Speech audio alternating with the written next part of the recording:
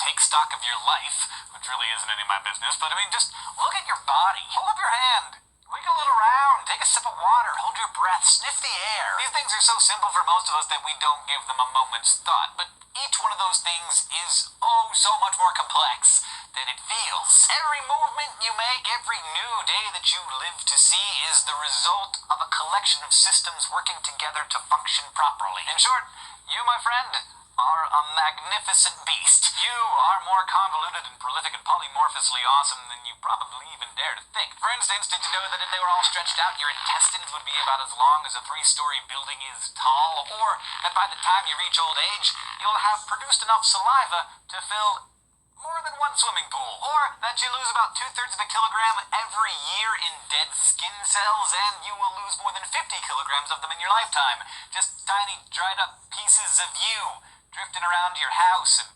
settling on your bookshelves, feeding entire colonies of dust mites. You're your own little world, and I'm here to help you get to know that world, the body that you call a home, through the twin disciplines of anatomy, the study of the structure and relationships between body parts, and physiology, the science of how those parts come together to function and keep that body alive. Anatomy is all about what your body is, physiology is about what it does, and together they comprise the science of us. It's complicated science, I'm not going to lie to you, and it draws on a lot of other disciplines like chemistry and even physics. And you'll have to absorb a lot of new terms, lots of Latin, gobs of Greek. But this course isn't just going to be an inventory of your individual parts or a diagram of how a slice of pizza gives you energy, because these disciplines are really about why you're alive right now and how you came to be alive, how disease harms you and how your body recovers from illness and injury. It's about the big picture stuff that we either spend most of our time thinking about or try not to think about. Death and sex and eating and sleeping, and even the act of thinking itself. All processes that we can understand through anatomy and physiology. If you pay attention, and if I do my job well enough, you'll come out of this course with a richer, more complete understanding not only of how your body works, everything from handshakes to heart attacks, but I think you'll also start to see that you really are more than just the sum of your parts.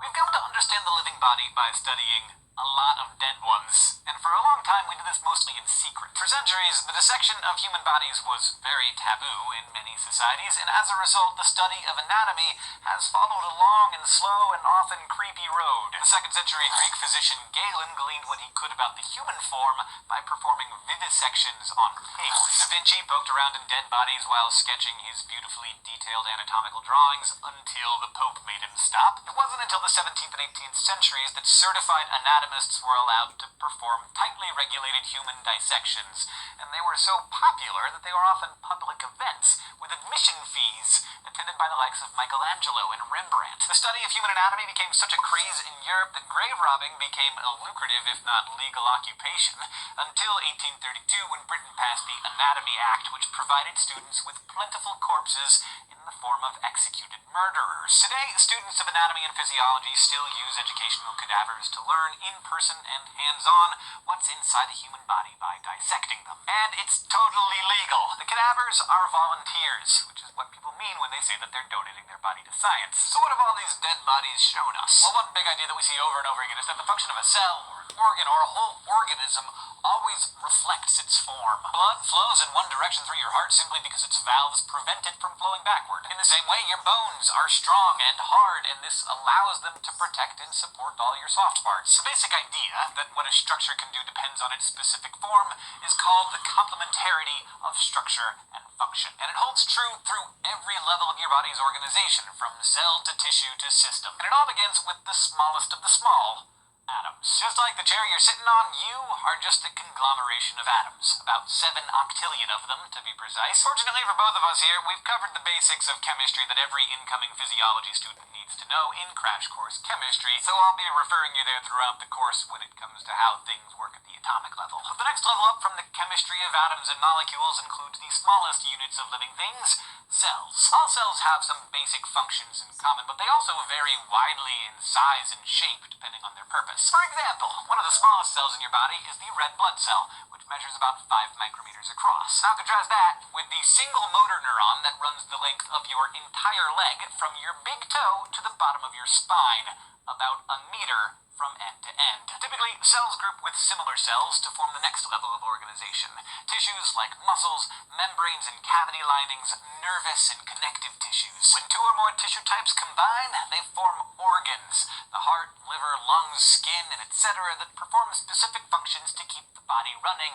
Organs work together and combine to get things done, forming organ systems. It's how, like, the liver and stomach and intestines of your digestive system all unite to take that burrito from plate to pooper. And finally, all those previous levels combine to form the highest level of organization, the body itself. Me and you and your dog, we're all glorious, complete organisms, made from the precise organization of trillions of cells in nearly constant activity. This ability of all living systems to maintain stable internal conditions no matter what changes are occurring outside the body is called homeostasis, and it's another major unifying theme in anatomy and physiology. Your survival is all about maintaining balance of both materials and energy. You need the right amount of blood, water, nutrients, and oxygen to create and disperse energy, as well as the perfect body temperature, the right blood pressure, efficient movement of waste through your body.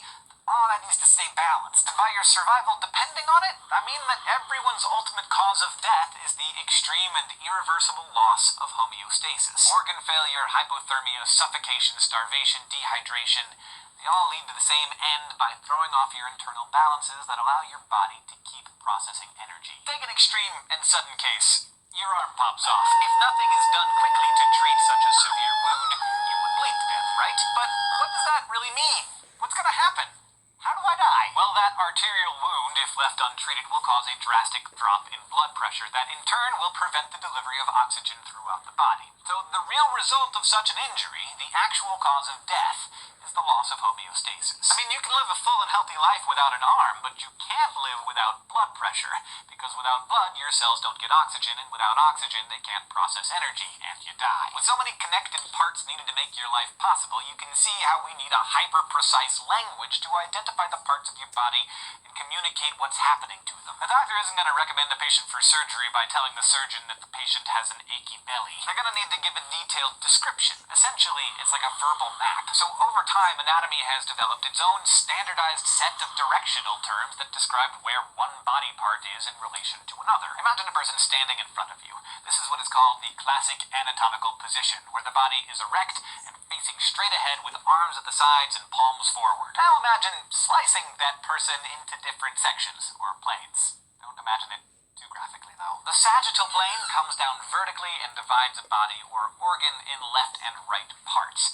If you imagine a plane parallel to the sagittal plane, but off to one side, that plane is the parasagittal. The coronal or frontal plane splits everything vertically into front and back, and the transverse or horizontal plane divides the body top and bottom. Look at that body again, and you'll notice even more divisions, like the difference between the axial and appendicular parts. Everything in line with the center of the body, the head, neck, and trunk are considered axial parts, while the arms and legs, or appendages, are the appendicular parts.